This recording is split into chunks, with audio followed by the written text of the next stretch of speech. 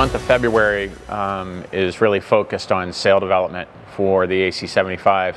You know, we have the advantage that we're using two AC40s that Juan and Max and Pietro have been designing sails for and scaling those up to the AC75, but it really has given us the opportunity to first look at what our competition has been doing. You know, we see a lot of great intel and thought coming out of the recon reports of what the competitors are doing, and so we've spent the last probably 10 months evaluating that and applying it to where we think we want to go with our AC75 designs. And so that evolution and development is really what the month of February is going to be focused on. And then we'll transition into two-boat racing for the month of March and April. But really, we got a couple big deadlines in Sail World coming at early March for us, and so we have to use the month of February to sign off on at least the concepts and the flying shapes that we're after. The two-boat testing process is pretty good because it allows us to really validate the concepts that the sail designers have come up with, and that allows really for the 8 sailors to give the direct feedback to the sail designers on what feels right on the boat.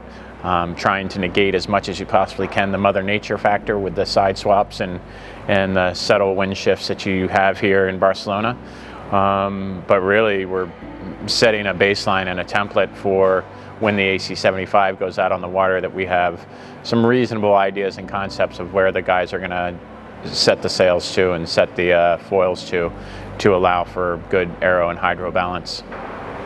What boats are relevant for the America's Cup?